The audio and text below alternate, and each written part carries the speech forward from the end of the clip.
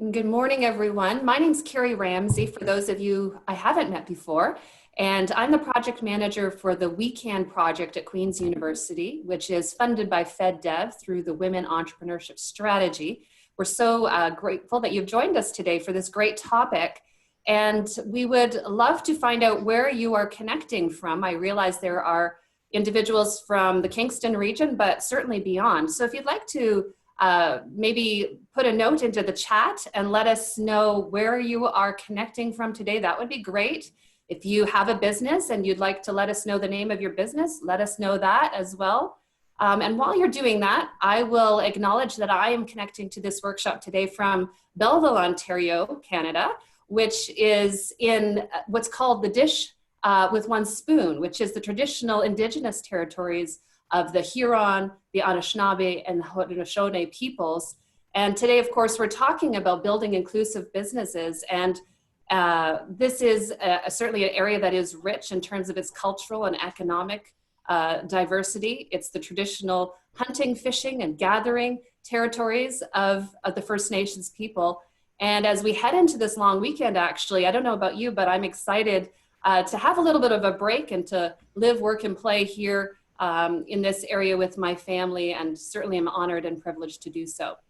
So it is great to see where everyone's coming from, a real diversity of locations and of businesses. That's wonderful. So I think you're in for a real treat today. We have Anisha Phillips and Mike Young with us today. I'll let them do perhaps a little more of a background of themselves, but they are going to be presenting to us on this great topic of leveraging your soft skills to build an inclusive business. And just before they get started, I should mention by now you've probably found the chat button, but if you haven't been in a lot of Zoom calls yet, it is located in the bottom panel in the middle of your screen. So if you're new to Zoom, you can find that there. And that's a great way to ask questions perhaps as we go, to engage. And as well, you're going to find that there are other opportunities to be interactive today as well as your presenters invite you to do so. So without further ado, welcome to everyone, and I will turn it over to Anisha and to Mike. Awesome. Thank you so much, Carrie. So as Carrie mentioned, my name is Anisha Phillips. I'm a diversity, equity, and inclusion consultant. So primarily my work sits with a company called Feminuity. So basically we're diversity, equity, and inclusion consultants. We work with innovative companies, try to increase diversity within them, as well as creating equitable strategies. So yeah, that's a little bit about me.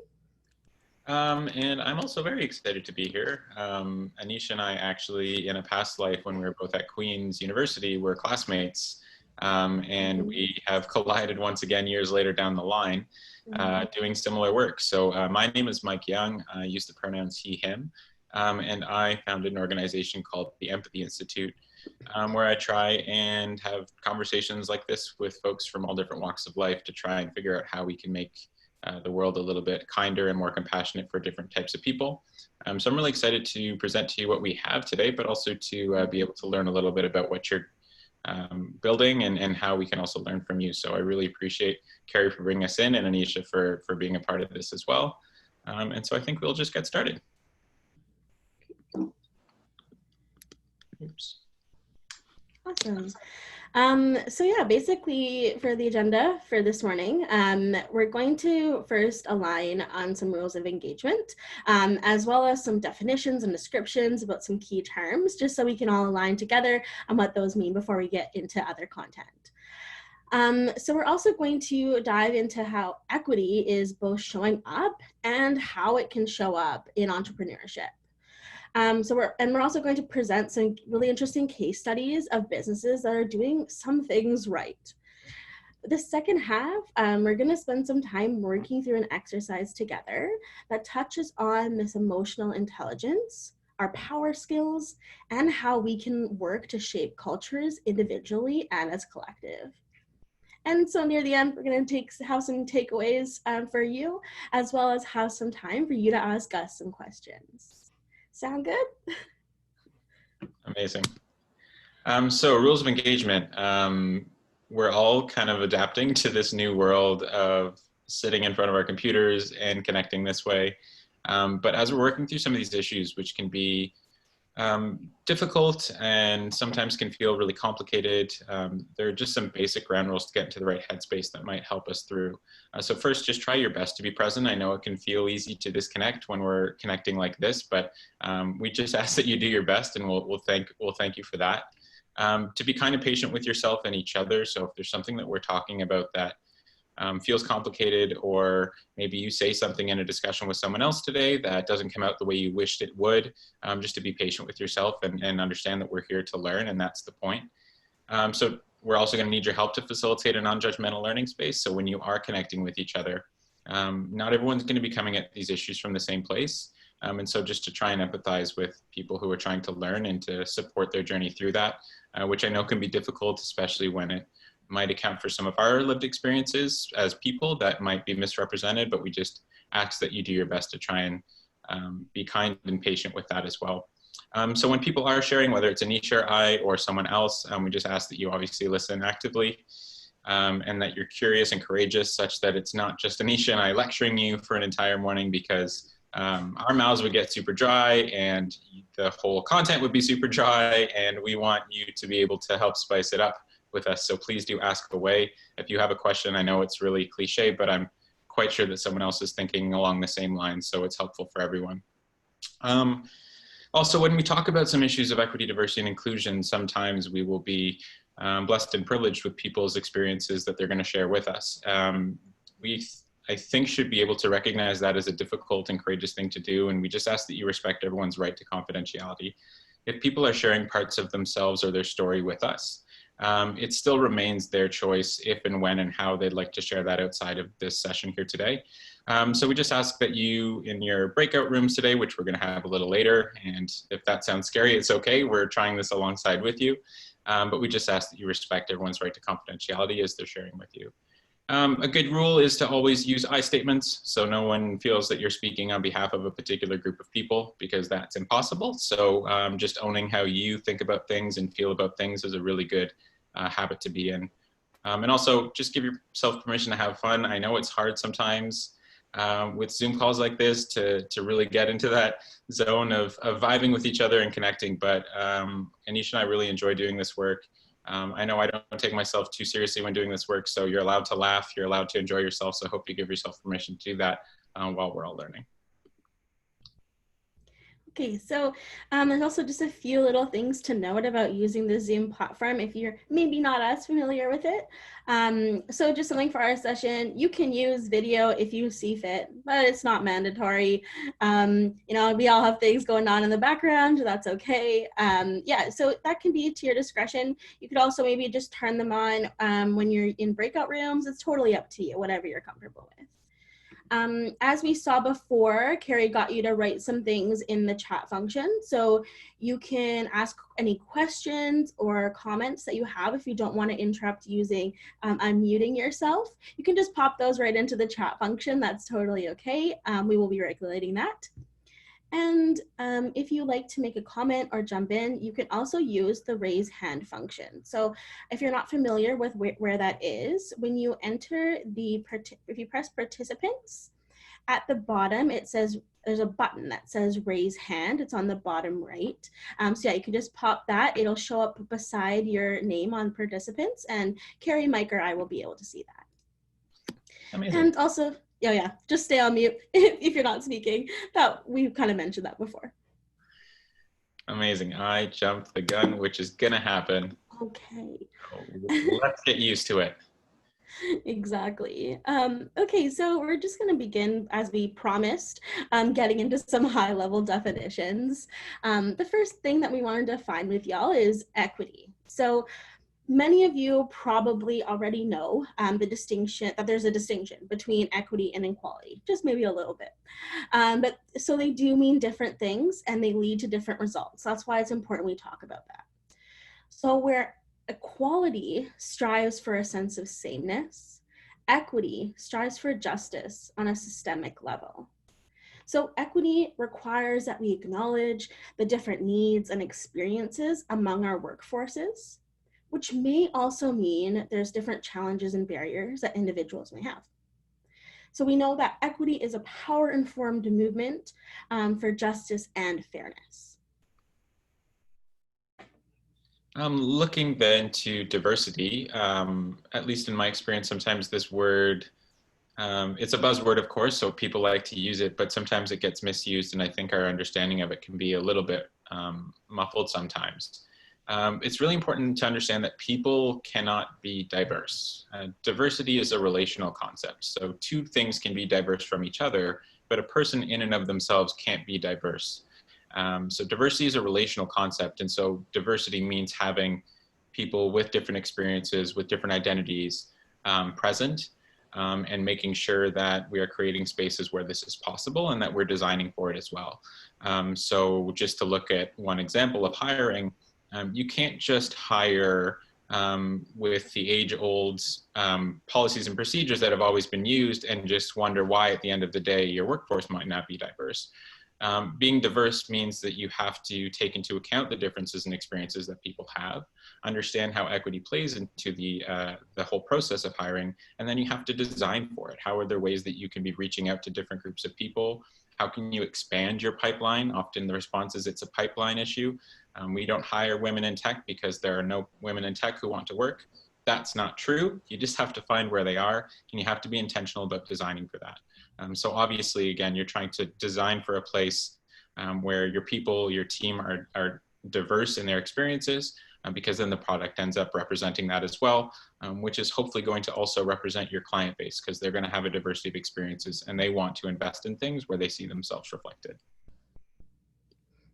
Right.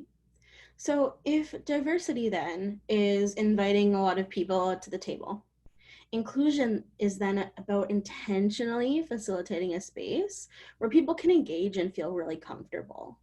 So this does mean that inclusion is not always a natural thing, right? It needs to be designed into our workplace cultures, our policies, our processes, to ultimately help make sure people feel valued and like they belong.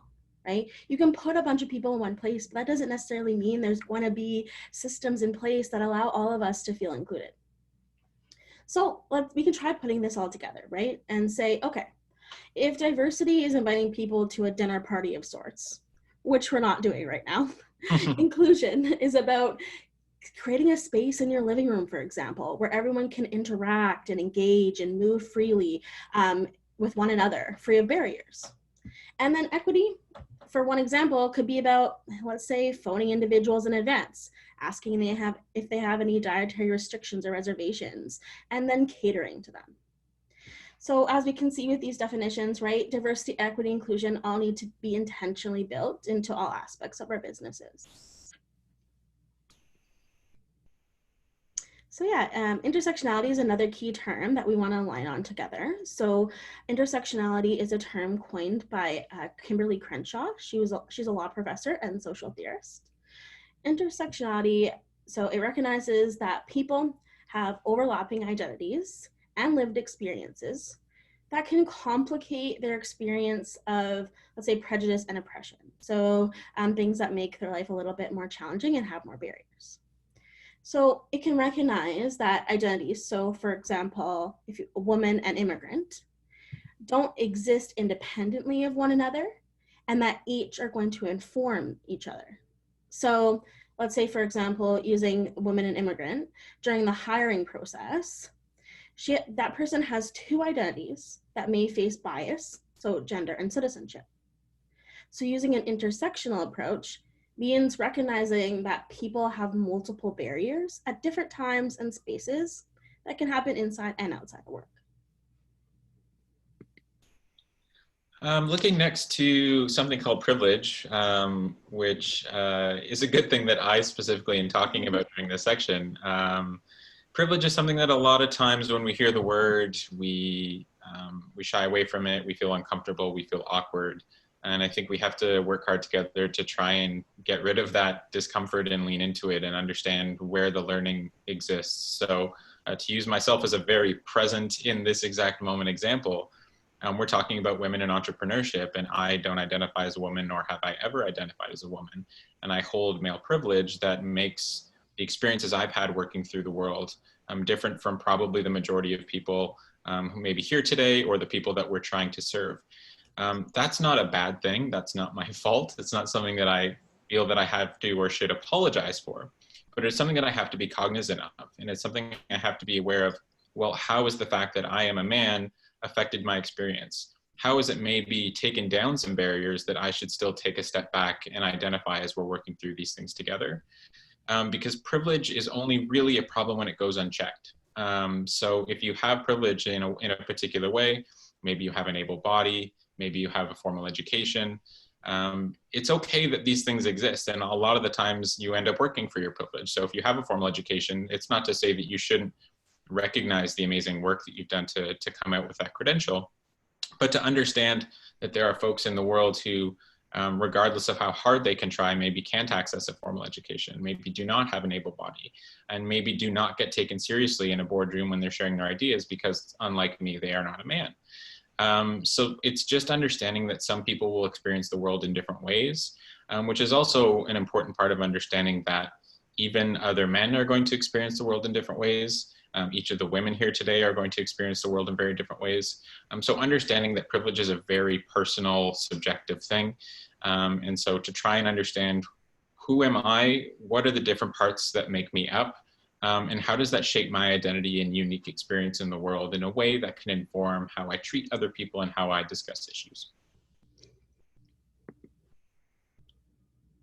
So we also, I would ask for a show of hands if we were together, but that's not really the most prudent thing to do right now. But I run into a lot of folks who, myself included up until about a year ago, were a little bit confused when you see women written with an X. So basically, this is a sign of inclusion for people who have different experiences of womanhood. So if there are folks who are trans or who are non-binary but still identify with feminine aspects of their identity, essentially women written with an X is a signal to folks who have different and diverse experiences of womanhood, that whoever is writing or creating that event or speaking is acknowledging their existence as women and acknowledging their experiences as valid. So to put it in perspective, I understand personally women with an E to encompass trans folks and to encompass gender nonconforming and gender diverse people.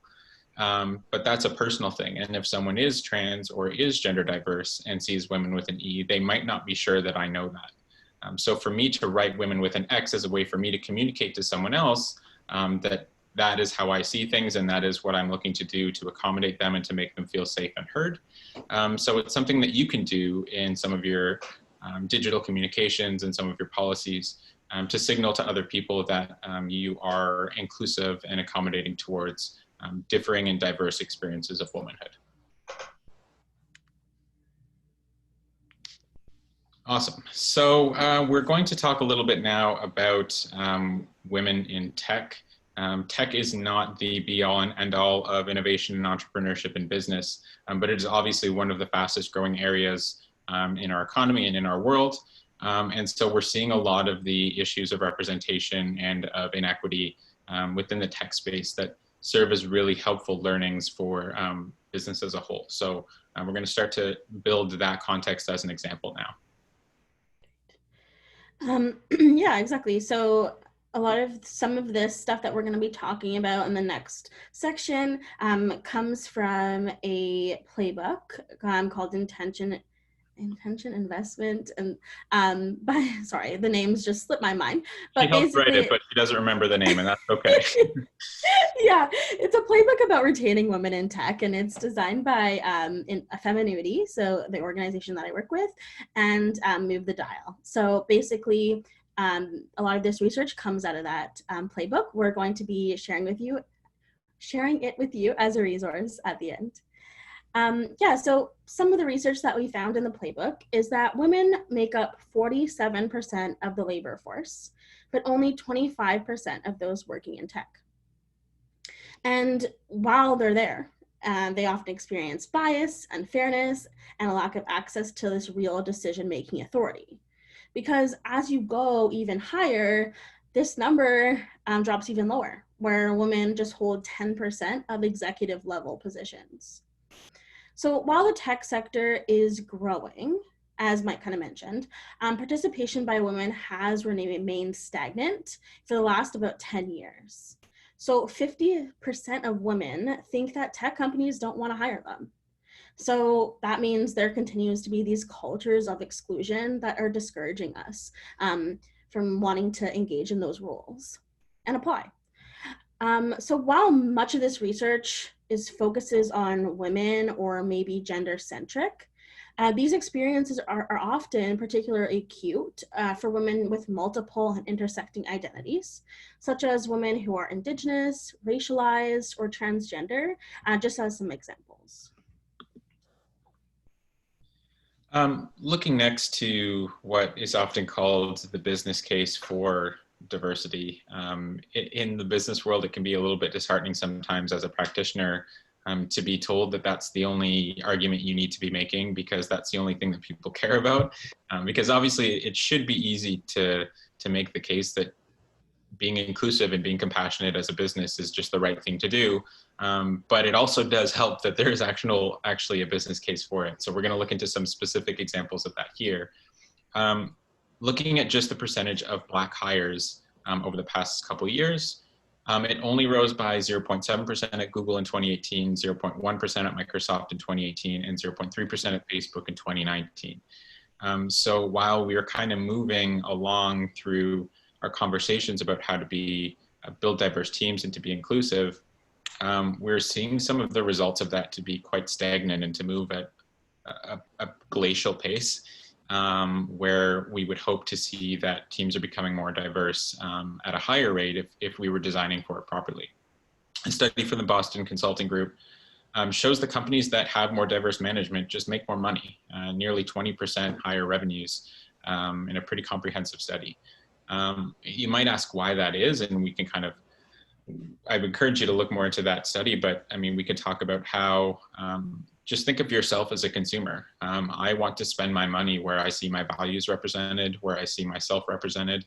And if I'm a person of color who is a potential consumer with buying power, and I don't see myself represented in a company and their entire leadership team is consisting of white men, I might look elsewhere and see if there's another company that I can be supporting. And so we see the companies that are more diverse often have designed ideas that bring in obviously more experiences. A diversity of opinion at the design table means that a product goes through more rigorous lines of questioning, and you end up with a product that is often better and revenue that represents that. So when we see diversity in tech or just across the business world, we see that that does help businesses actually with their bottom line as well as hopefully their moral line as well.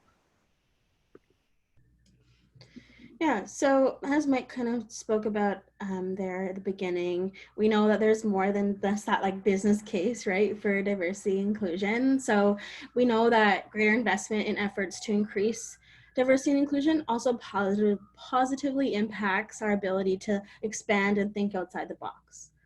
But we also know that diverse and inclusive teams, they are more resilient. And in times such as these that we're in right now, this resilience and adaptability is necessary for businesses to be able to adjust, right?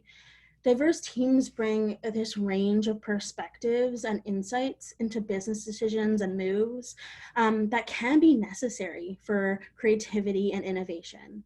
So if we don't get just that business case, we also know, hey, diverse and equitable and inclusive teams are going to be more resilient. We're going to be able to be more creative and innovative.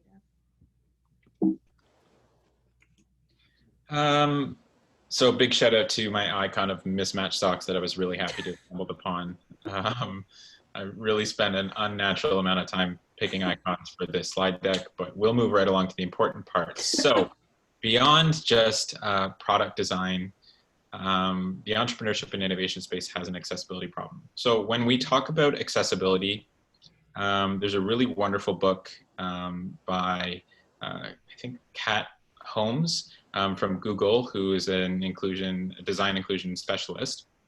And she writes about how accessibility issues are simply a mismatch between a piece of technology or a product and a person. So to kind of put the onus on a particular person by saying you can't access this Rather, we should be putting the onus on a company or a product to say that this is mismatched. So how can we design things that are matched to people that can account for the ways that mismatches take place? And that's how we achieve accessibility. So if we think of inaccessibility as a mismatch between a product and a potential user, we can also use this framing of thinking to think more creatively about how to design our companies and our workplaces and our cultures. So if we think of, for example, designing a workplace culture, what do I want my space to feel like? What values do I want to see embodied in this office? What team dynamics do I want to bring to life?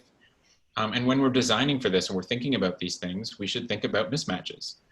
Is there anything about the culture that I'm building where maybe we bond by going for a beer on Friday afternoons that might be mismatched to someone who maybe is uncomfortable in that setting or who maybe doesn't drink alcohol? And if that's the way that socialization and bonds are created in this team, there's a potential mismatch.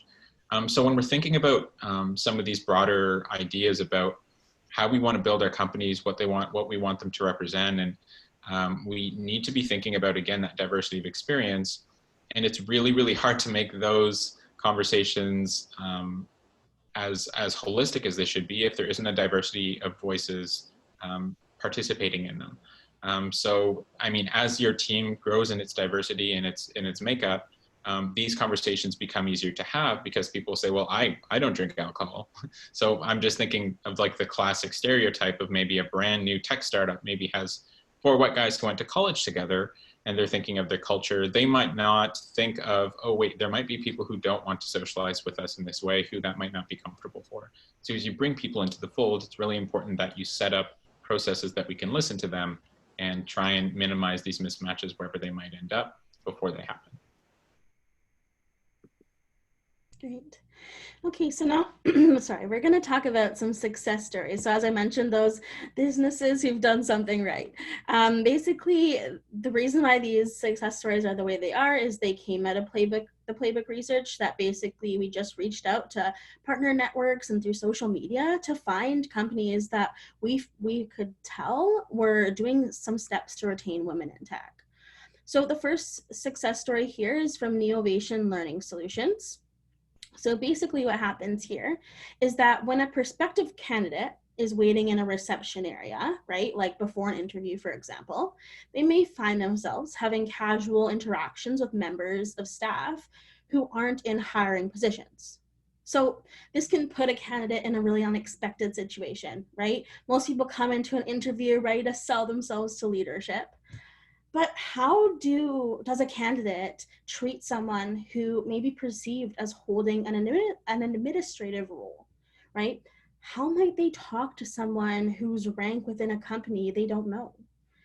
If anyone on the Neovation team has a conversation with the candidate that could be negative or really positive, that team member is really encouraged to provide that feedback to the hiring team. So this open feedback policy has really helped the company filter out candidates that may appear impressive to the senior leaders, but who have been rude or possibly unkind to people that they perceive as having less power.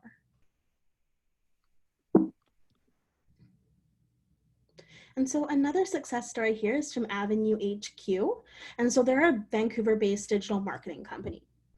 So the company offers unlimited vacation days and wellness days, so rather than sick days, so that people can make choices about how to best support their own mental and physical health, right? No one knows your own mental or physical health better than you do. So they also keep track of benefits that aren't being used. So for example, if people are not taking vacation time or they don't use any of those sick days, this leads to this wider discussion about workload and making sure that everyone can have this opportunity to create a healthy work-life balance. Moving along, we see this really cool company also out of Winnipeg, actually, called Plum. And they are concerned with building out a hiring system that is more inclusive of people who face discrimination and oppression in their lives that might hold them back from particular opportunities.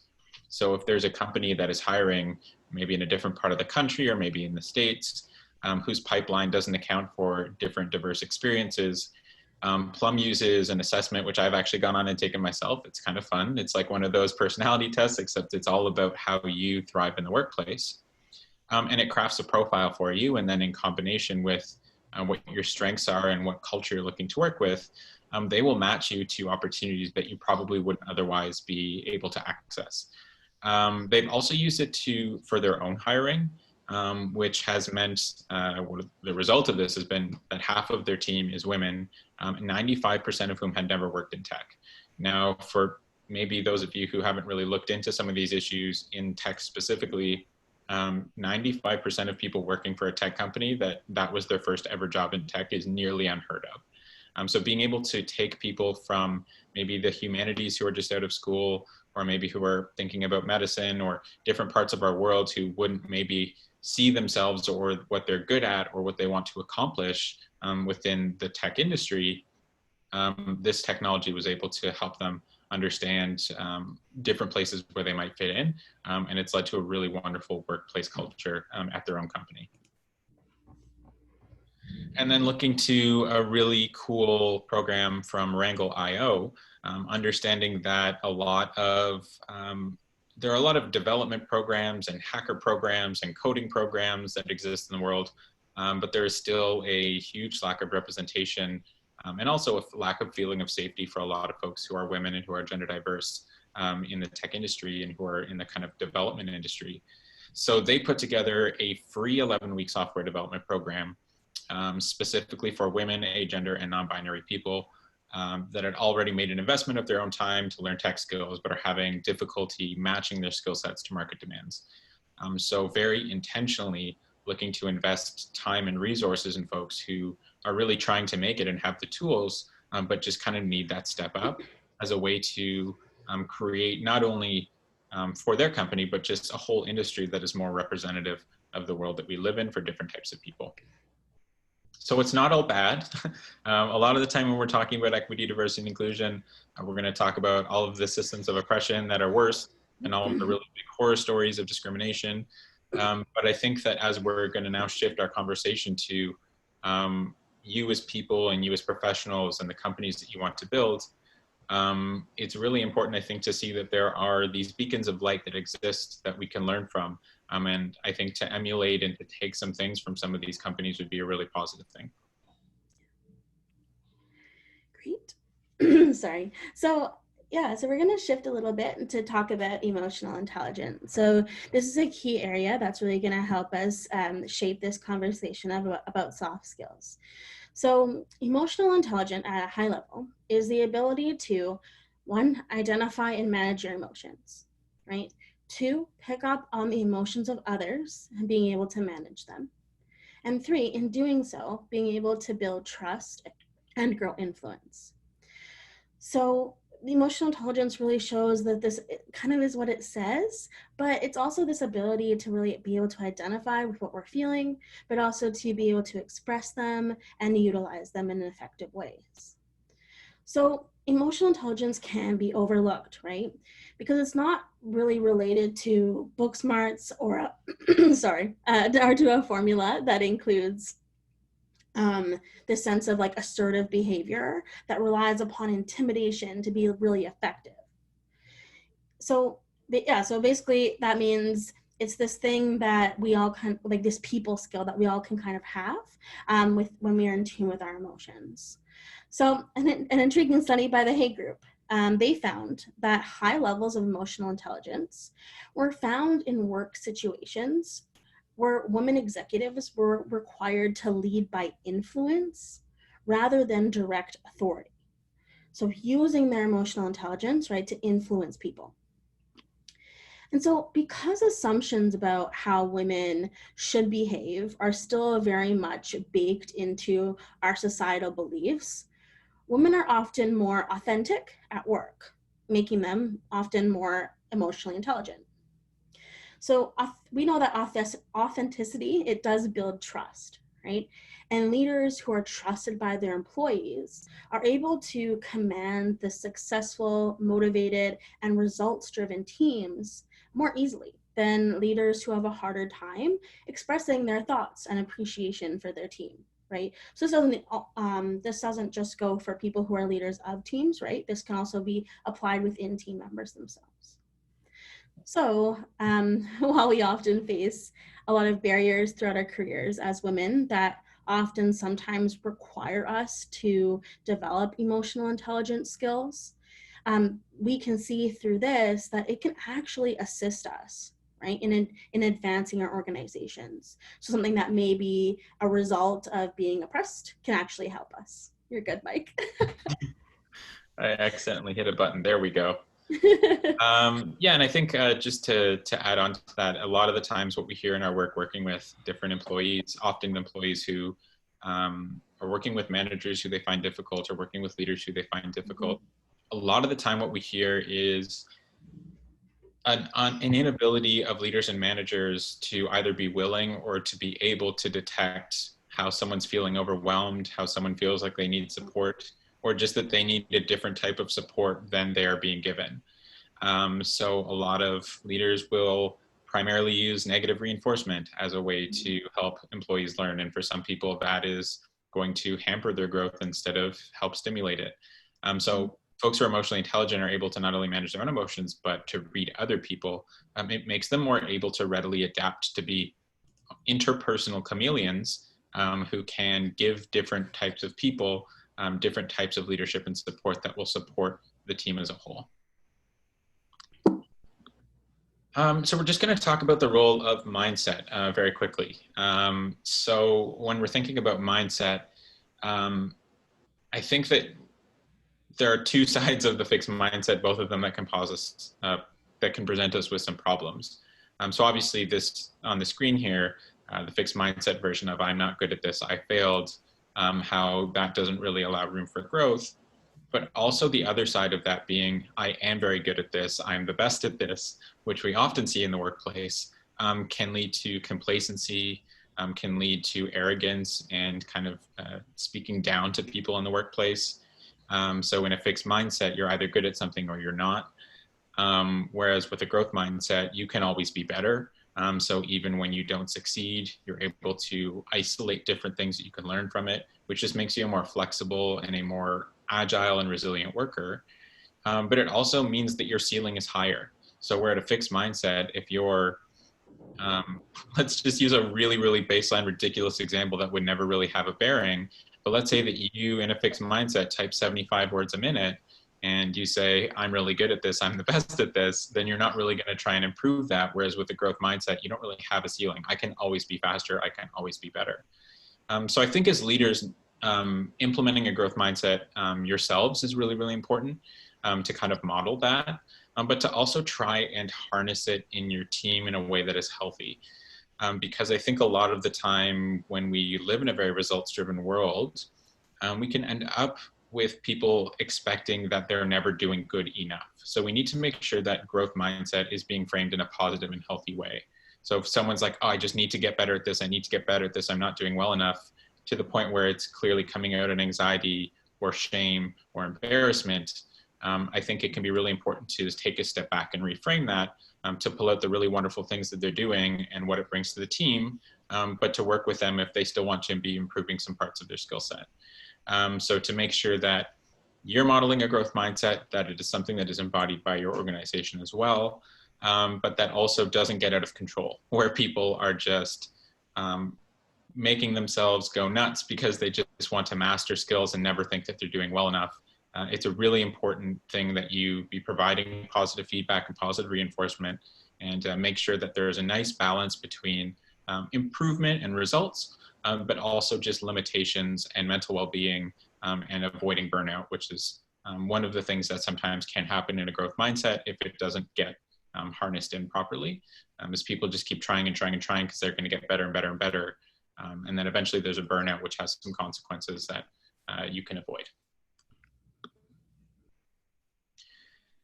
So we're also going to talk about now the la creme de la creme of this presentation, why it took us a bit to get here, but hopefully you'll understand why we led with this part. We're going to talk about soft skills. And I think that you're going to see soft in quotation marks throughout this presentation. That was very intentional. For whatever reason, these skills have been categorized as, one, been gendered and categorized as feminine, and associated with weakness and a lack of assertiveness and passivity and an inability to make shrewd business decisions. Whereas especially as the decade is turned over, you're seeing an article almost weekly in all sorts of news publications about how emotional intelligence and how soft skills are the power skills of the 21st century, how recruiters and people who are hiring in high level positions are not necessarily looking for people who have generated a ridiculous amount of revenue in a short amount of time. They're looking for people who are able to connect the mission of a company with the way that they walk and talk, with the culture that they're going to build at work. And these are the same soft skills that have been demeaned for so long.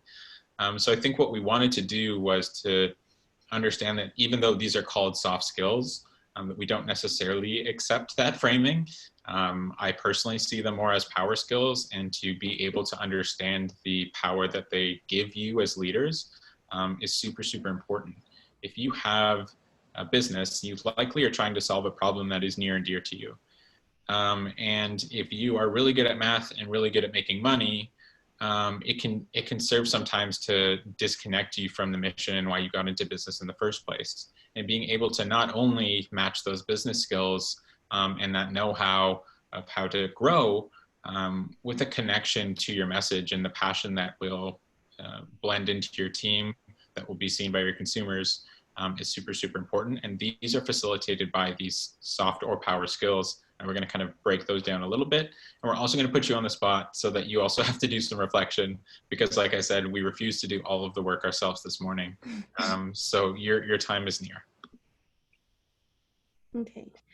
So before we dive a little bit deeper into the instructions for the activity that we imagine it to be, here's just some logistics for you. So we are going to be putting you into breakout rooms for this. Zoom will automatically put you into a breakout room, and it will bring you back to this main room when the time is up. So you don't really need, when you're in the breakout room, you don't need to click anything to bring you back, right? It'll just do it. It'll give you a little countdown for about a minute and bring you back. Once we've gone over the instructions, it will also give you a prompt that says join breakout room. You just press that and it'll send you right off. So for this activity, there are going to be some prompts that are going to be provided to you. So for each prompt, we would like you to come up with a soft skill that you identify with.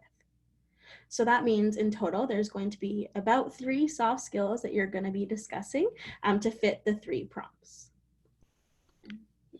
So don't worry, we are going to copy and paste this in the chat. So you don't have to take a mental snapshot or take out your phones physically. I mean, if you want to, power to you, but we will be copying and pasting this in the chat so that you have this.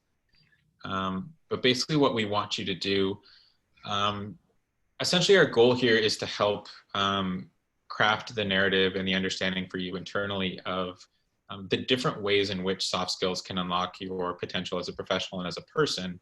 And it's not just about any one thing that it will make you or help you get better at. So one, we want you to be thinking about a soft skill that you think that you excel at, that helps you excel in a team setting and connect with people. Another one that helps you stay focused and work effectively independently. And then the third, that helps you create an inclusive business. So some of those more creative soft skills that help you visualize things or piece together ideas or inspire people to kind of join in. Each of these soft skills basically providing you with a different superpower in your arsenal that will be kind of unique to you. We also want you to be thinking about these soft skills and how they might have been framed in your past. So are any of the things that you're talking about things that a manager or a leader has said, oh, you're to this in a negative way, but you're now identifying as something that has been a superpower for you all along? And to really think critically about how is my emotional intelligence an asset? How is my patience an asset? How are these different soft skills that I excel in and that I see as really important pieces of me? How are these assets and what do they allow me to do? Mm-hmm. So just before I break in, I can just try to provide an example just to get you started. So let's see, for example, if I'm going to look at helps me excel in a team setting, I'd say a soft skill that I have is being really open and transparent. That's two. Let's go with transparency. So I'm being really transparent. So that can be kind of negatively framed in that people could say, okay, that's you're kind of exposing your weaknesses, and people only want to know like those strengths. But they could also say that being overly transparent could be kind of unprofessional sometimes, or too honest. But in understanding this reframe, right? Transparency can also allow team members to know where I'm at. It can create trust and rapport, and it could also lead to creativity, right? If you're throwing out these just thoughts that come to mind when you're in a brainstorming session. So that's just one quick example for me if you needed some inspiration to get started. Yeah. Beautiful. So we are going to be relying on our maestro, Carrie, here. I To like help. that job title. Yeah, it's yours. Yours for the taking. So I'll kind of throw it over to you as you work through putting people in their rooms. Sure. So I've now created the rooms, and I'm about to hit the button. Actually, I haven't. The system has. So you'll be in a room with at least 3 people, which I think will help. And just a reminder, it's a 10-minute conversation. You'll get a 1-minute notification when we're going to be returning to the main Zoom room. And it might be helpful if you let the people in the room know your name and where you're from, and just, maybe break the ice for 30 seconds with a little bit of introductions in the smaller rooms. So I'm going to hit open all the rooms, and you folks can head off. Amazing.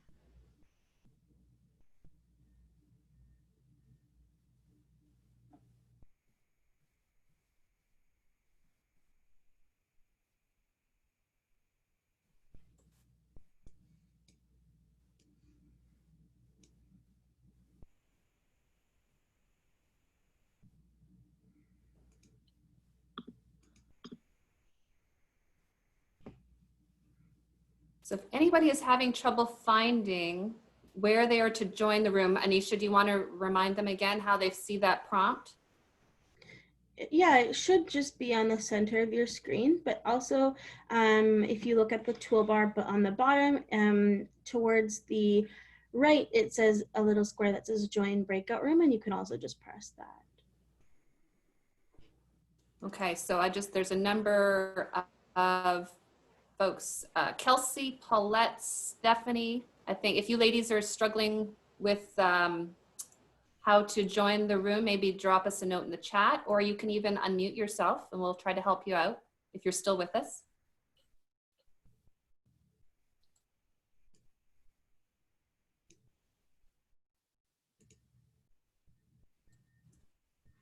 Anisha, I know that I see that breakout room 2 only has 2 participants, but you can't just jump in there. I might jump in there if I have to. It's giving me a prompt to join breakout. Oh, it's giving me a prompt to join breakout room 4. 4, right? Yeah. Would you like? Let me try to. I'm going to move you. Oh, I can do that. Good. I'm going to move you to room 2. Okay. Sure, I can pop in there. Thanks. They only have 2 people. And a breakout room 3 only has 2, so I might pop in there as well. Mike, am I going to leave you? Do you want me to leave you out in the cold, or do you want to pop into breakout room 3? No, it's okay. I'll let them speak without a man watching over. Okay, we'll be back. Amazing.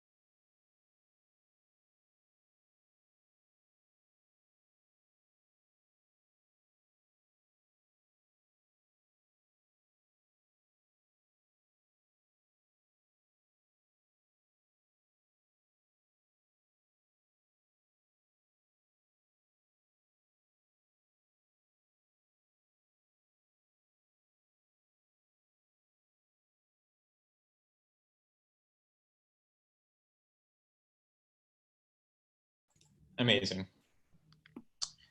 So welcome back, folks. I hope friendships are just blossoming before your eyes this morning.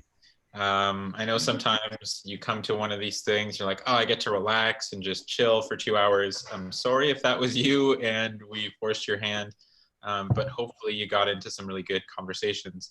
The best outcome of this would be, I put some prompts up on the screen here to kind of guide some of your thinking, and hopefully some of you folks will be able to share. But I'm curious about a few things. If there was so you're in groups of 3 or perhaps 4 in some cases. So was there a soft skill that like a lot of folks were talking about that you found was quite common and shared between you? And if so, what was that? And why do you think that might be? If there was a significant shift you noticed internally, so maybe just using the example that Anisha used, where she said she was transparent and vulnerable. Did you notice maybe if you shared something along those lines that you were able to see both internally and also what other folks were helping you understand that it was more of an asset that maybe you thought you had came in with this huge liability that you now can try and leverage and use to your advantage? If you found a prompt easier to answer than others, or one that was really, really hard and you felt stumped, and just generally the whole process of framing or presenting soft skills can be tricky sometimes. So if you are a vulnerable person and you wear your heart in your sleeve and you're able to identify how you're feeling and communicate it, are you able to present that to someone in an interview, or to be able to frame that to someone as an asset, or do you find that difficult to communicate? And if so, did you get any practice during this exercise, and anything you kind of learned there? So I will now put it to the group. Really encourage you to share with us, because there will be a really long, awkward pause if not. Anything that you're willing to share or comfortable sharing from your conversations that you learned. So you can use the raise hand function, and then I think Carrie can select you. And I think you can unmute yourselves. Perfect. I will, while people are thinking about that, I will just note it, Patty has noted in the chat that active listening was the skill she identified, being connected to others in the workplace in order to encourage them towards leadership, mentorship, valuing diversity in the workplace. So active listening. And actually that was the one that I also identified for myself. That's beautiful. Yeah, I think active listening, there's 3 levels of listening that I like to talk to folks about to achieve active listening. One being the basic plot. So if someone tells you something, if you have the facts straight, then that's kind of your first level. The second level would be to try and use your own experiences to empathize and actively listen. So if someone's like, oh, I'm really stressed with this certification I'm going through at work, and you're like, well, this reminds me of that time that I did certification 3 years ago. I know what that's like. Is kind of that second level. But the third level you want to get to is to help someone articulate how they're feeling and what it means for them, separate from your own experiences or emotions, because sometimes it can feel like you're competing or you're erasing how stressed someone is feeling if you like, oh yeah, I've been through that too, or oh yeah, I felt like that last week. So trying to actively listen in a way that supports someone telling you their own truth and their own story without kind of inserting yourself into it. So yeah, good that people were thinking about that. Who's ready to share with us? Sharam. Yeah, go ahead, Sharam. So Did I pronounce that right? Yeah, absolutely. Morgan, Kiona, and Mildred talked about a bunch of things, but a good fraction of it was about, if I'm correct, they can correct me. It was about empathy, compassion, and communication, really, in leadership, and maybe hard meetings or challenging times. You know, being a good listener, having empathy, feeling the other sides, and listening enough to everybody before you make a decision. So we discussed that sort of domain a little bit. And we talked about how that could be also taken the wrong way or be looked at negatively and labeled otherwise if you're a leader. So that was a very interesting conversation. I'll let others add here. I think communication was really the theme for our group. For me, I learned additional, thank you, coping mechanisms in order to have that go through the decision-making process, and I'm appreciative of it. Amazing. Just responding to some of the first thoughts that we're hearing. It's interesting that the first kind of two things that we heard about were very much about silent forms of leadership, about listening and holding space for other people. And I think that that's a really important part of our conversation here today. For a long time, leadership has been rah. It's been assertive and in your face, and it's the strongest and it's the loudest. But I think that what we're seeing in our society right now is a shift towards a huge appreciation for the ability of folks to fill space and to speak up and to be leaders and courageous and have volume when it's necessary. But being able to also be mindful enough to take a step back, to ask important questions and to actively listen and to allow silence for people to think and to not feel like you have to fill it, or just hold empathy for how people are feeling, to build community and solidarity in our teams, and how that's sometimes hard if leadership is only like type A, being told what to do, very top down. That can be difficult. So I really appreciate some of the thoughts so far already about, you know, listening and showing compassion and empathy and sensitivity for how people are feeling, which again is kind of what we're talking about here today, that emotional intelligence informed leadership that is kind of the pinnacle of leadership right now in business. So kudos to you for sharing, and I'm interested to hear what else folks might have to say.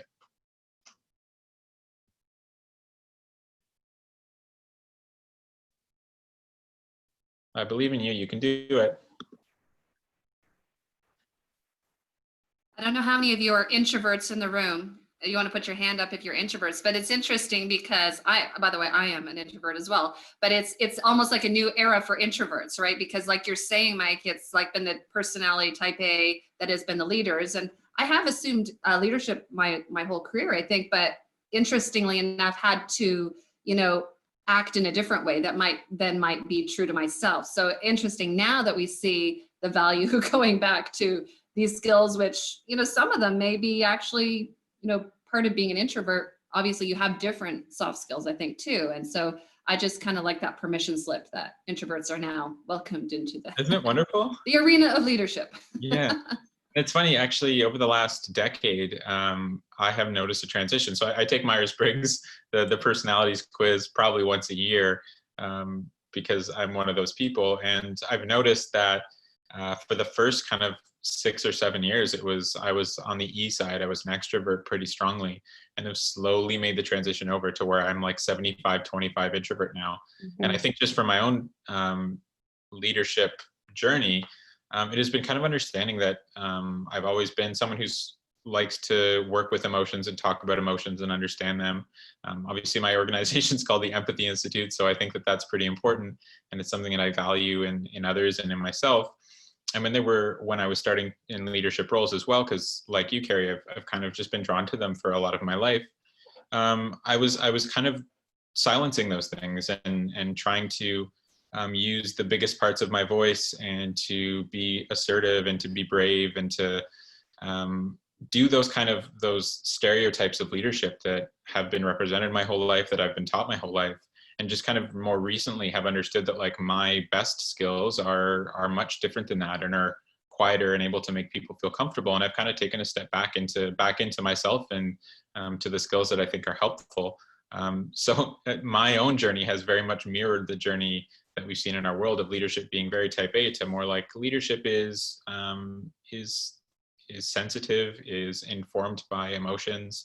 I think a lot of the time we see emotions are either assertive and prudent and lack emotion, or you're acting with your head or your heart, right?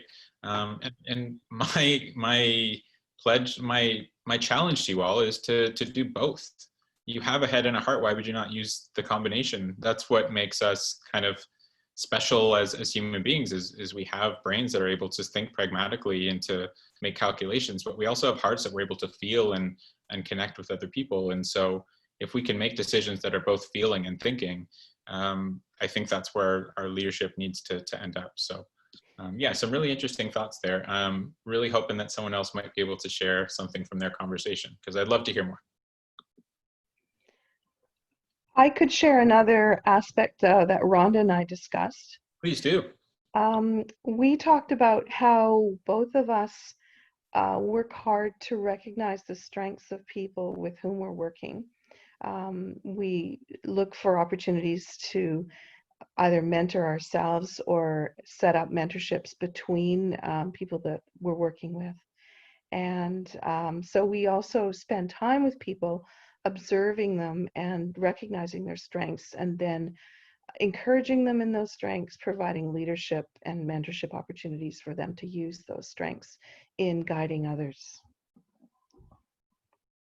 That's wonderful. Yeah, I think this mentorship has been something that has shaped me in a lot of ways, and I think has shaped a lot of folks. And again, holding space for that and learning about who people are and what they bring to the table.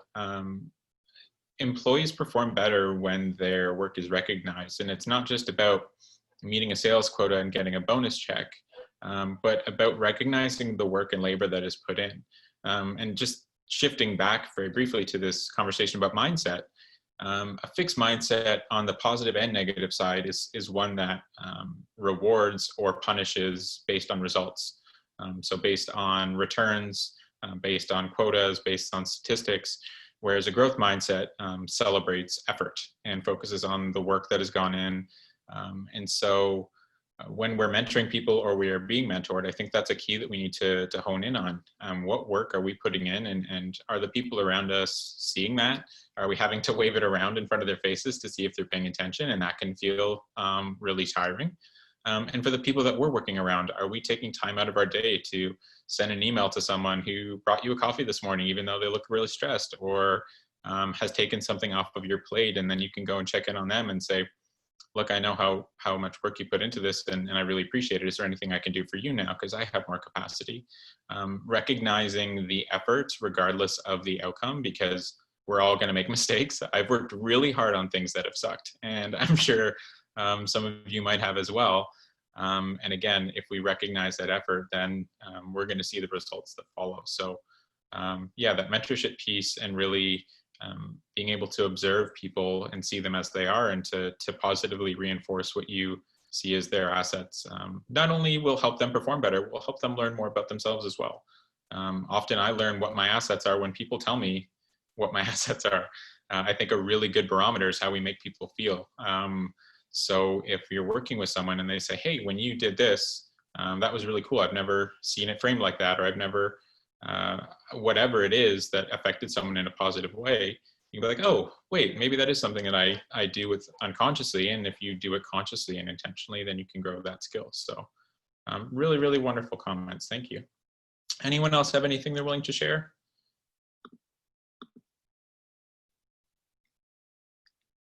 Anisha, I'm going to put you on the spot to report back on yours. Oh, sorry, I think I saw a hand, and then I'll throw it to Anisha. Hi. So I was actually in Anisha's group. Yeah.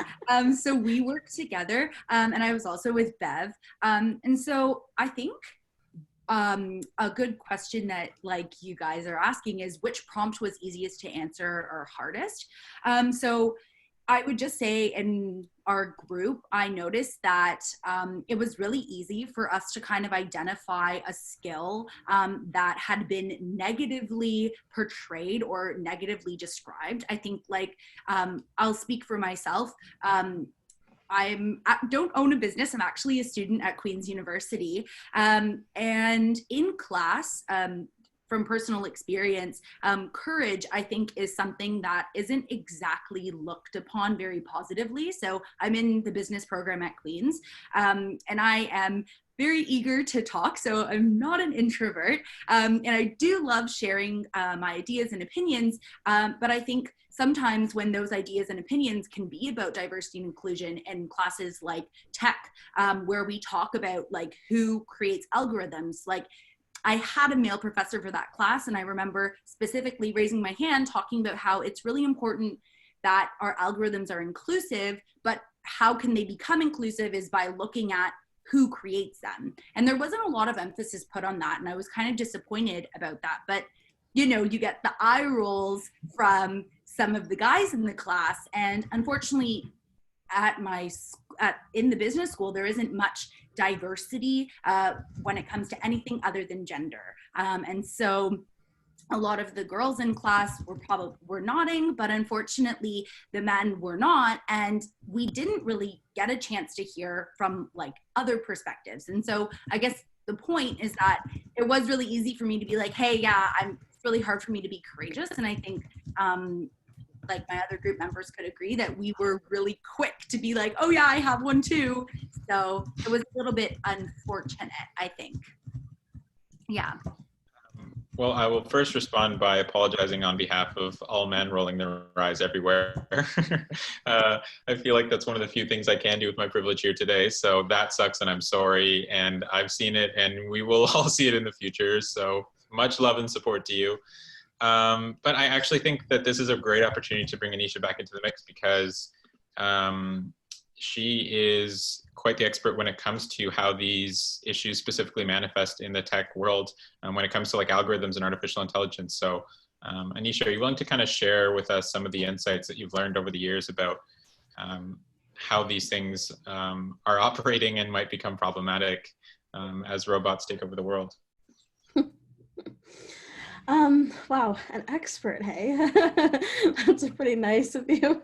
No, it's the power skills. We're standing firm in our truth today. Yeah. So I think that when it comes to the world of innovation, I really want to pull on kind of what you were talking about when it came to mismatches, right? Before Mike was speaking about mismatches and how a product and the people that it serves can be mismatched, right, and not aligned. And so oftentimes when it comes to innovation and creativity, it's being, and those can be, right, those soft and or power skills, right, of being really creative and thoughtful and empathetic.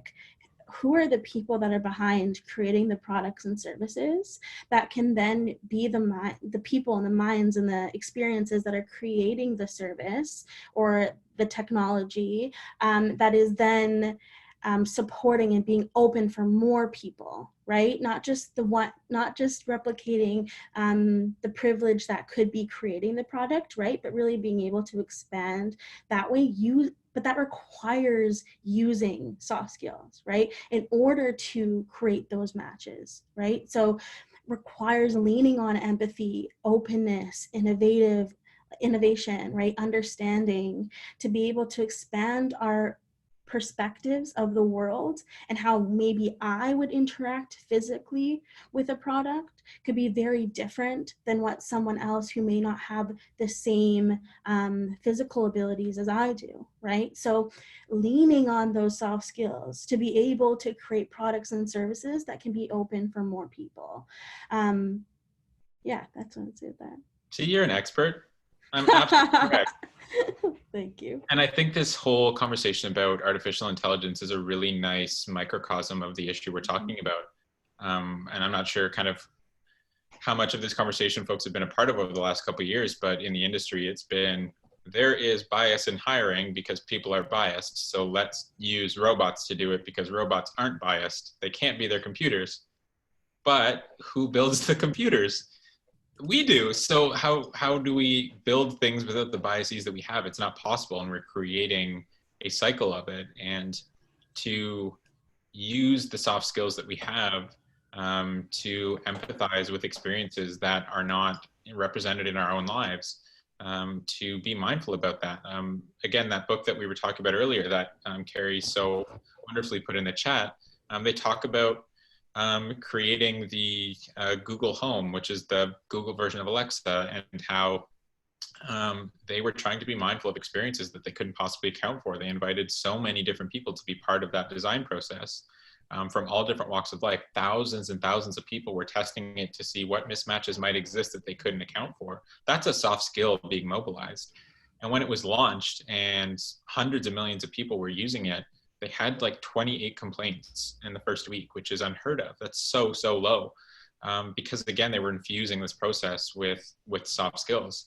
So yeah, it's kind of all over the place, and where inclusion and diversity and equity so much get focused on what is the demographic makeup of a company, are a lot of women working there, and that's where the conversation ends. So we focus on hiring and we focus on the makeup of teams.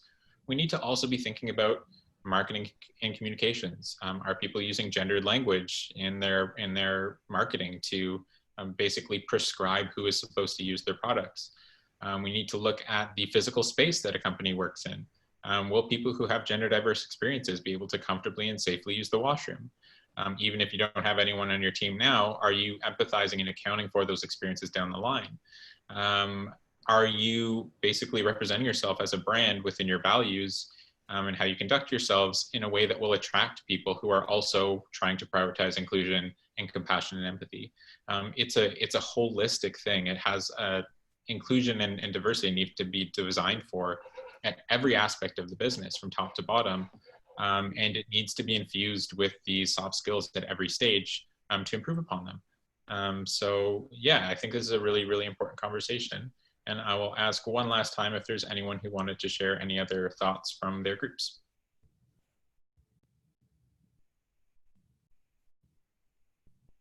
Amazing.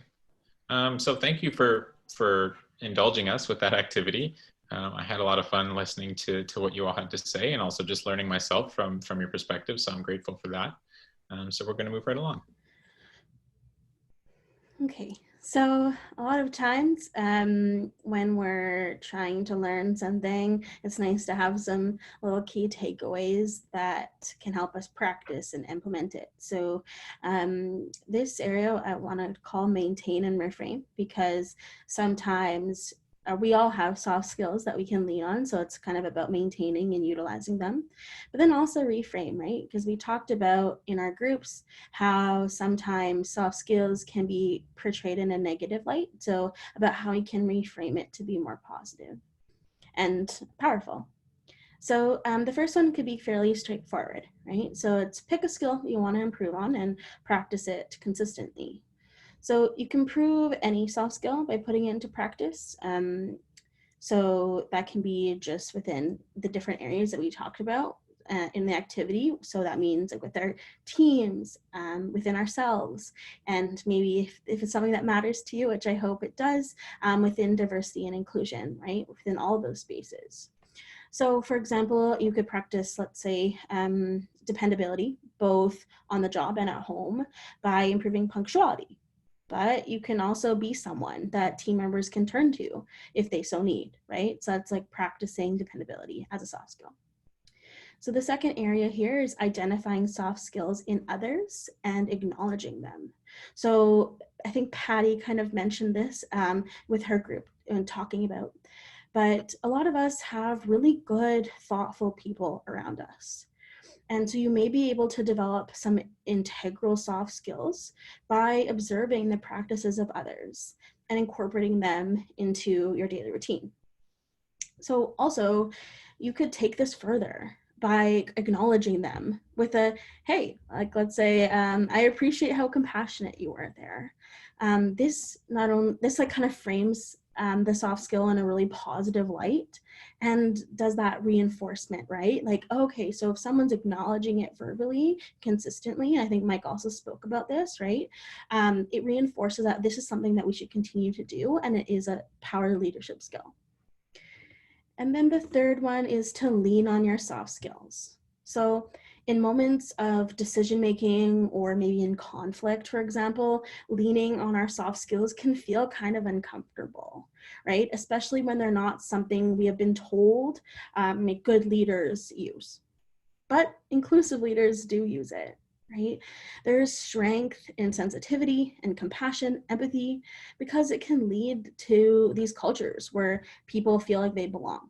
And we now know how vulnerability and empathy can get us quite far in teams. And then the fourth is asking for feedback. So whether it's from any mentors that you may have or members of your teams, being really open to this feedback is helpful in gauging how you leverage these soft skills and how it can impact others in maybe a positive light. Amazing. So when it comes to the connective tissue here, so we spoke at the beginning about equity, diversity, inclusion, intersectionality, and privilege. And then we started talking about emotional intelligence, and that was a quick pivot. And now we're talking about soft skills. This is kind of where this all comes together for us. We can use soft skills to mobilize inclusion. So inclusion is an outcome of intentional design, of making space for different experiences, and putting in work and effort at every stage to make sure that people who have different experiences are supported and are seen and are safe. But this is only possible when we are practicing empathy, when we're practicing compassion, but specifically in a way that is power conscious. So I don't think I've ever done a session in my entire life where I haven't talked about power consciousness. It's kind of the big thing for me, at least. So just to use empathy as a really easy example for me, empathy is when we feel for other people and we account for how they're feeling and we react to it in a compassionate and sensitive way. But if we're unaware of how systems of discrimination and oppression are operating and how they might affect other people, then not only will we miss things and not be able to identify when maybe there are 10 white people in a room and one person of color, and we're not paying attention to how that might make someone feel uncomfortable, we lack that power consciousness to practice empathy. We lack the power consciousness to understand how racism exists within our institutions, within our companies and organizations, and how it might affect people who are up against it. So if we are practicing power consciousness, that means we are taking in all of the information we can. We are seeking out, whether it's news or articles or art by people from marginalized communities who are helping us learn, then we're able to learn more about these systems of discrimination, learn more about these systems of oppression, and understand what to look for. So for me, as a white person, I don't know what it's like to experience racism, and I never will. But that doesn't mean that I can't practice empathy by using power consciousness to do it. I've taken it upon myself to learn about racism, and I have a lot still yet to learn.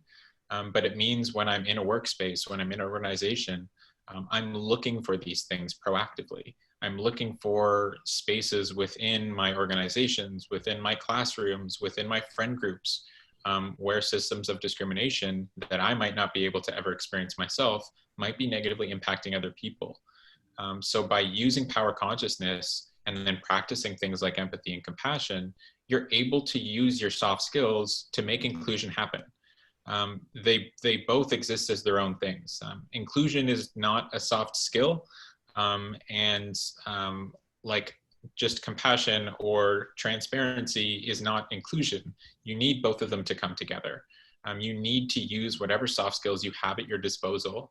You need to infuse them with as much knowledge and awareness as you can, both self-awareness and awareness of systems around you.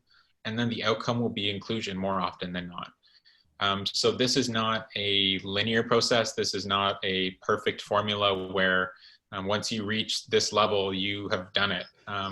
I am going to fail on this in the future and probably for the rest of my life as I continue to try and grow in my self-awareness, continue to grow in my awareness of other people's experiences.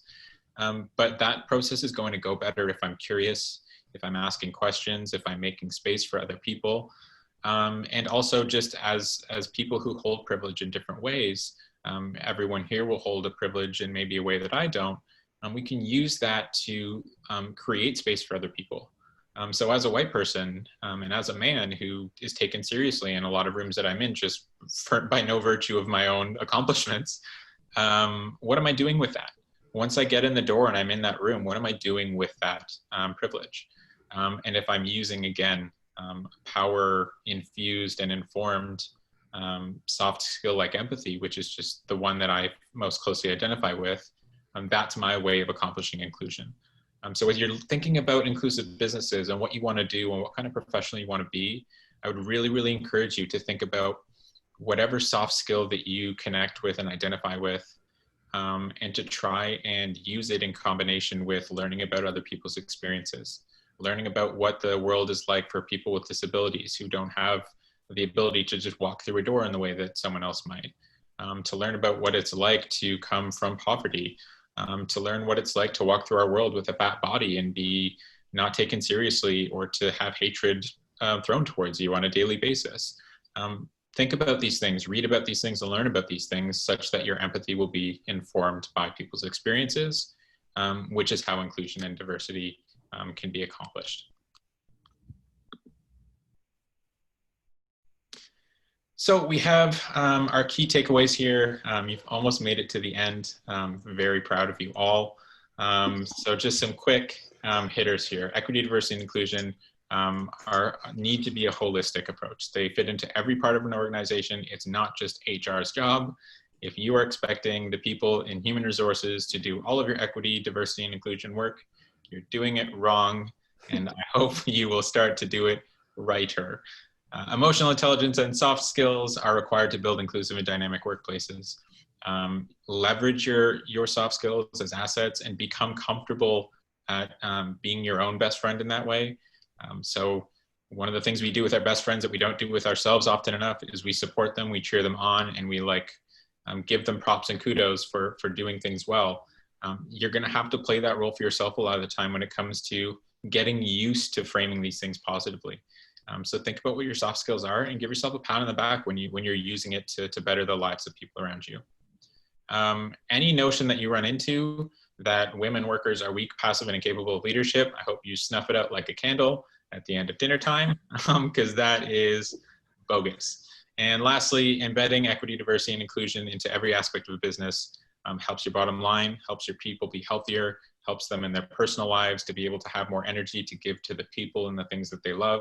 And that's unlocked by soft skills. So whether or not they're called power skills or soft skills, that's how you're going to accomplish that. So hopefully you can see the whole benefit to accomplishing it. Okay.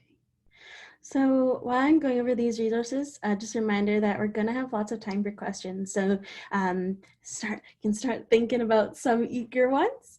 But yeah, so as we kind of talked about in the beginning, the first resource I want to refer to that Carrie also shared in the chat There's is the title for you. Yeah, exactly. I now remember the title. It's Inclusion, Intention, and Investment. So it's a playbook for retaining women in tech that, as I mentioned before, Feminuity developed in partnership with Move the Dial. So that one has, if you want to look at more of the research on women and experience of women in tech, I think there's a few more case studies in there, as well as how to really develop and build some ideas for building diversity, equity, and inclusion in different scales of business. The next resource is Centering Diversity, Equity, and Inclusion when Making Difficult Decisions. So that one is also by Feminuity, and it's a resource where we recently developed because we find that right now, with all of the changes that businesses we're experiencing, it's becoming time that people are making these really hard decisions that are affecting their businesses now and that will affect them in the future. So it's about, okay, we cannot forget diversity, equity, and inclusion when we're making these decisions, right? Keeping that a priority and keeping that central when we're making the decisions is really important. So basically it's just like a checklist that you can follow. And then the third is a glossary of key diversity and inclusion terms. So just in case you need a reminder about the stuff that we talked about earlier in the workshop, those are there. And the fourth is an article in Harvard Business Review, and it's called The Key to Inclusive Leadership. And basically this article is like a great expansion or just an addition to what we've been talking about today. And it kind of leans on those soft skills to be an inclusive leader. And if you're, sorry, I was also going to say, if you ever are interested you have a specific issue or a specific area that you want a resource on or address, it's always, you can ask us in the next section, but also feel free we'll give you our emails later, and either Mike or I or my resources will be able to support you in finding some resources. Yeah, sorry, I was just going to say that in the way that it might be a little awkward for Anisha to plug herself and all the resources that she's put out in her organization, I feel no discomfort doing that. And I'll just throw another one into the mix that I think is really prudent right now, where Feminuity has developed a resource for inclusive remote working. Because where we might think that equity, diversity, and inclusion issues go away when we're not in the office world, They don't, and actually a lot of the issues are exacerbated. How are folks who are deaf or hard of hearing able to access presentations like this when a lot of folks aren't using captions?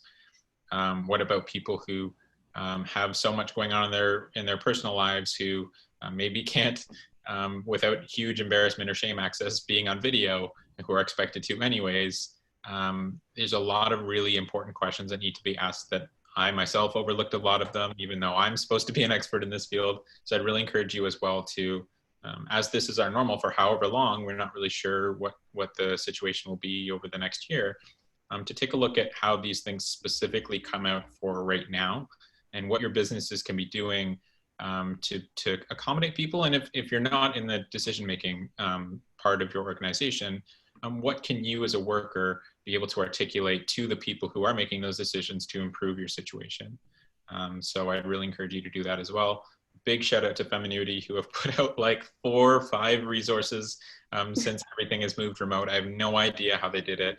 I'm sure that there's a clone of Anisha somewhere, but it's really invaluable stuff. So I encourage you to use that as well. So folks, that's all of the content we have. We wanted to leave about 20 minutes for questions. We have 21 minutes for questions. So we got pretty close. Really encourage you not to be shy. And even if it's not a question, just a thought that you had as we were talking today, anything that stood out or just an experience that you've had, I'd be really interested to hear about what conversations you've had maybe with managers or leaders about some skills that they want you to maybe quiet or to focus more on. Any organizations that have intentionally made professional development opportunities available to you to grow your emotional intelligence or to grow your sensitivity as inclusive leaders. Really anything will be, I think, relevant and helpful for us all. But also if you just have some questions for us, I hope you'll feel free to ask now. I really appreciate you listening to our presentation. I've got a really simple and possibly very stupid question. Mike, when you were talking about women spelt with an X, how do you pronounce that? How would you, is there a different way or do you say women with an X? I missed how you pronounced it. I just say women. I'm laughing because I had the same question. I very embarrassingly, the first time I read it out loud, said Wimixon, and that's just, I don't imagine that was the intent. It's, again, that's where it becomes a little bit tricky to use it. It's a visual thing, I think, mostly. So when you're writing about events, so for example, when I was marketing that this was happening and trying to get the word out, I was using the X version so that we were telling people that, yes, it's for women in entrepreneurship, but also people who have gender diverse experiences of womanhood. I think my best advice to people would be to just pronounce it like you normally would, with all the confidence that you always have. But maybe when you're just verbalizing, to also just say intentionally that you, your concept of womanhood is trans inclusive, is gender diverse inclusive, such that non-binary trans people who might be listening can understand where you're at. That's the purpose. Thanks. Yeah, and that really ties to another question that was asked to me. I'm going to put them on the spot that Bev asked me when we were in our small group, right? Is about, is this term, is the way that it's written known by many, or would people like similarly just think that it's a typo or a mistake, right? And so in our conversation in response to that is really like, okay, so it may not be known, let's say by people who are not actively in diversity and inclusion spaces, right? That's fair. But the thing is, it will more likely be known by the people it aims to include, right? So those who are trans, non-binary, or identify within that, right? So it could, for people who it brings in, they might appreciate it if you choose to use it, right? And like Mike said, you could also like write a little sentence about why you're choosing to do so. A really good question in the chat from Bev about, is there an equivalent for men? Not an equivalent that has the same kind of, I think, range of use. I think that women with an X is quite pervasive and is kind of all over the place. I think that there are attempts to use X's for gender neutrality in a lot of cases. So using the example of Latina or Latino, you'll often see Latin with an X at the end. such that it's not a gendered version. Because in some languages you have to gender words. Like I'm learning Spanish right now to be able to speak to some members of my partner's family, and I'm trying to remember back to when I was learning French and how everything has a gender. It gets complicated sometimes when language itself is gendered. Yeah, I don't know of any equivalent for men, which is interesting. And I think it kind of, there is a thing called feminism, and there isn't an equivalent really for men. I think it's because a lot of women are marginalized and oppressed in different spaces, and so we're trying to advocate for them in ways that we don't necessarily need to be making those same arguments on the other side. But I'd be interested to hear what Anisha thinks, or if you've heard anything. Yeah, no, I would agree quite closely with you. Yeah. I haven't also heard anything for men, but I think it is closely tied to the sense of that we have this, a lot of the things now in our world that are hopefully trying to cater to understanding the experience of marginalization that women face. So that's, yeah, kind of why. And a little tip, and this is again just a kind of a personal thing, but you'll hear a lot of times, we hear men and women serving in the military, we hear ladies and gentlemen to welcome people to an event, we hear boys and girls in classrooms to get kids to go to the carpet. It's not something that I think you should ever feel guilty for. I don't think anyone's going to call you an awful or terrible person for using gendered language like that. But I would also, again, using power consciousness and empathy as a combination, to just proactively try and be inclusive to people who might not identify in those ways. So just thinking back to when I was a student at Queen's and I was in student leadership, I was tasked with hosting a lot of events, and scripts were written for it, and you'd be given a binder, and the first line was always, "Welcome, ladies and gentlemen," which just as a gender studies graduate and as someone who studies gender and sexual diversity, I know that statistically, if there's 1,000 people at this event, that several people will not identify as a lady or a gentleman. So it was very minimal effort for me to say, good evening, esteemed guests, or good evening, folks, or good evening, party people, wherever your head's at. My friend Jake, who I spoke to on Wednesday, actually about the same thing. He's the founder of an organization called Next Gen Men. I was doing a lot of really cool work to shape healthy masculinity for young boys and men. He likes to use friends and enemies so that people will know they're either with you or against you. So really whatever line in the sand you want to draw, there are little things throughout your day that you can be doing, whether it's a formal situation like that or it's less formal, to de-gender things that don't need to be gendered. So whether it's our washrooms, it's the way that we're addressing groups of people, I'd really encourage folks to think about that in whatever way it might come up in your work and your life. Does anyone have any other questions? I have a question.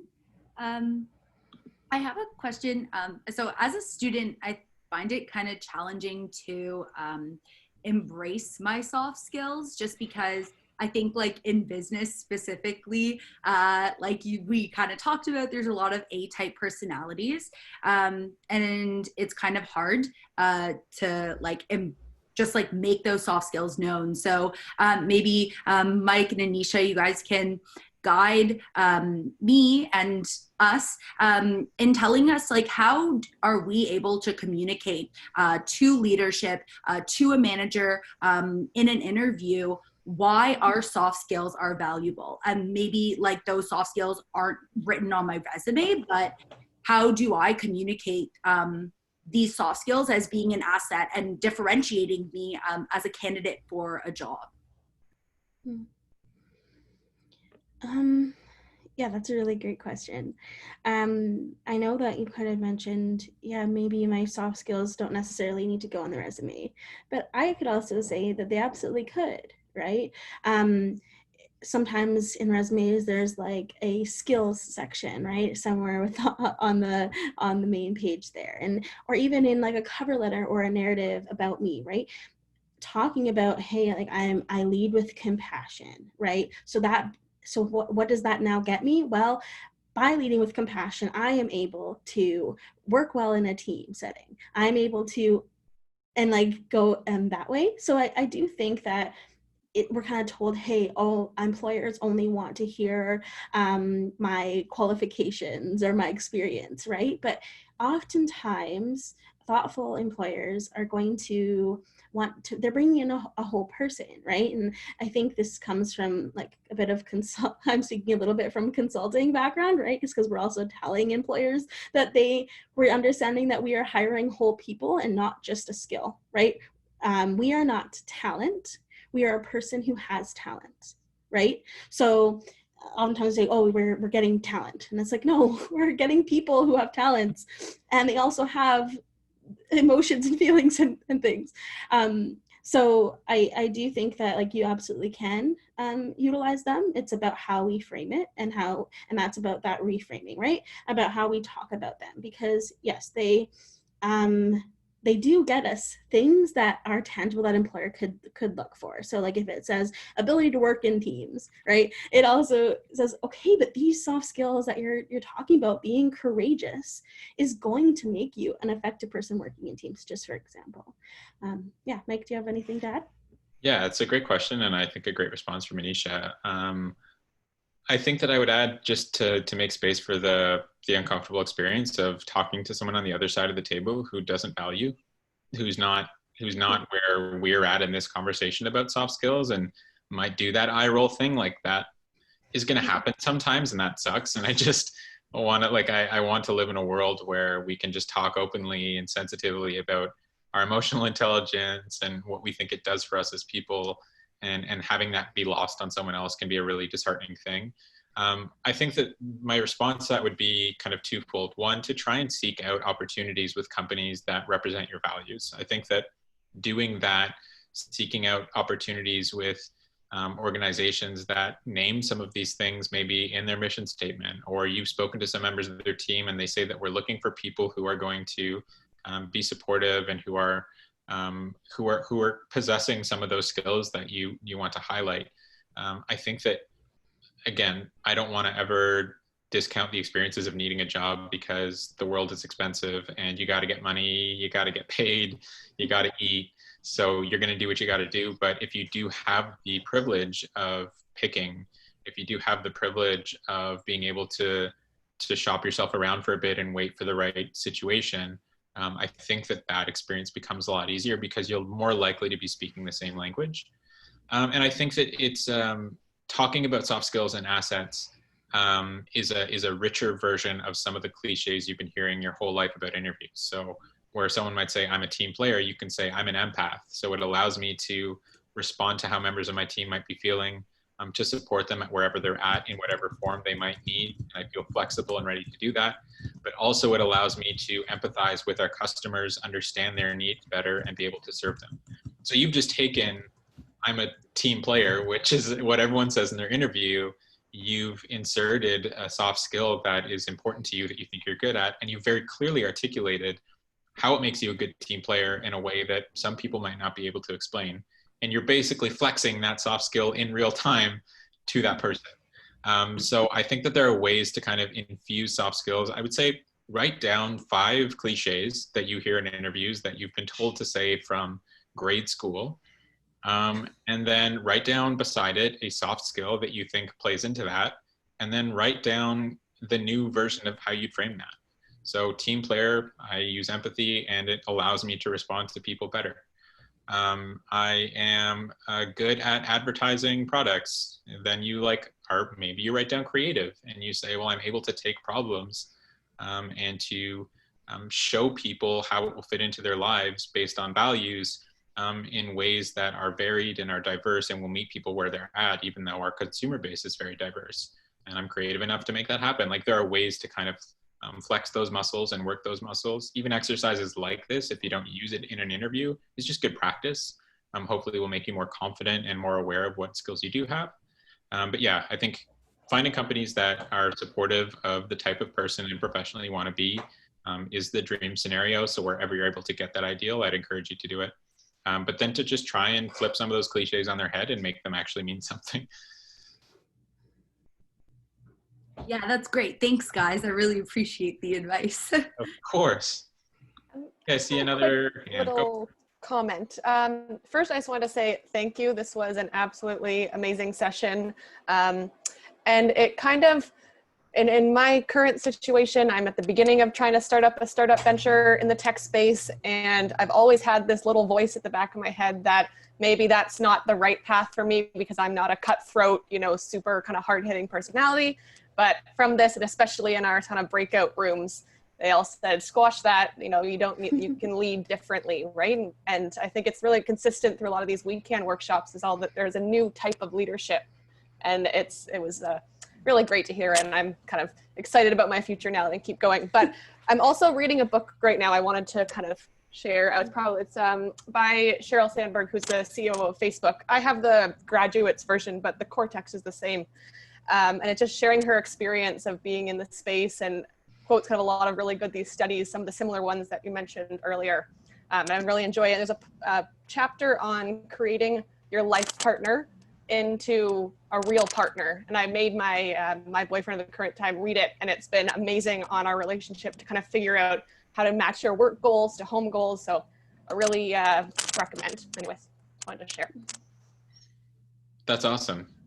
First, super stoked to hear that you enjoyed your time here today and that it wasn't just me having a great time, laughing at my own jokes. But I think that that last piece of what you said, I think really resonates with me about kind of matching work and home, and how sometimes that is something people are uncomfortable with, about talking about home at work or talking about work at home. And again, this is a very privileged position to take because not everyone has the choice, but when you're able to do work that is, again, I'm going to sound very cliche, but it's your passion project, you are going to treat your business with the love and care that you treat your loved ones and your family and your partners with. And then infusing your company and your brand with your compassion, your empathy, your sensitivity, it just happens organically. Because you care about it, and it's a passion that, like, you're doing this version of your passion at work and you're doing a different version of that same passion at home. So like in my own situation, a lot of the work that I do is about sexual violence and consent education. My partner is currently in law school researching the prosecution of sexual assaults, and she runs sexual assaults education programs herself. And so, like, it's not just something that I go and do to work, but it's something that I kind of live and breathe. And then when I'm doing that work, I'm doing it with compassion and empathy for people's experiences that keep me up at night and get me up in the morning. So I think when you're able to find a job or build a business around something that you see as inherently valuable to the world around you, some of these questions and exercises become just secondhand. They just happen organically because you'll be taking the same care and almost treating the business like a person that you want to nurture. And I think that can be a really special thing that will make it less feel like work, and will also make it feel like when you're at home and you're thinking about these things, you won't even realize it. When you're talking about your passions at home, you're also learning, you're also getting better, and it becomes easier to kind of make that transition. Does anyone else have any questions, or does Anisha have anything to add? Hearing none, then on behalf of myself, because I have learned I will not speak on behalf of the entire group, but I can promise that there's probably one or two that also share my feelings that this was a highly valuable way to spend a morning. Certainly so grateful to you, Mike and Anisha, for taking the time to put into that presentation and also spurring us to talk to each other a little bit here this morning. It's been a wonderful session, so I'm really grateful for that. And as I had dropped my email into the chat, if anybody would like a recording of today's session, just do email me. Don't put it in the chat because this will disappear shortly, but it's best if you email me. It's the most effective way. And I did also drop a link in there as to some of our upcoming weekend workshops as well. If you're not yet a part of the weekend community, by all means, we'd love to invite you to future workshops. There seems to always be something going on. The next one is next Wednesday at 10 a.m., which is on social media and the pandemic, which is a completely different topic entirely, but at the same time, one that is top of mind, I'm sure, we're all richer for having spent this time with you, Mike and Anisha. Thank you so much. Thank you. And enjoy the rest of your day. And I think it's also a long weekend in the States as well, if I'm not mistaken. I believe they have Memorial Day weekend. So if you're here in the room still from the States, by all means, enjoy that. We will enjoy our Victoria Day. Thank you so much, everyone. Have a great day. Take care. Thank you. Thank you, everybody. Thank you.